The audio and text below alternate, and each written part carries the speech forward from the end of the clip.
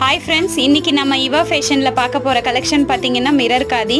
இதனோட ப்ளவுஸ் பார்த்தீங்கன்னா சேம் கலரில் இருக்கும், ப்ளைனாக இருக்கும். இது ரொம்ப ஸ்மூத்தாக இருக்கும். நீங்கள் டெய்லி ஆஃபீஸ் வேர் அந்த மாதிரி யூஸ் பண்ணுறதுக்கு ரொம்ப கம்ஃபர்டபுளாக இருக்கும்.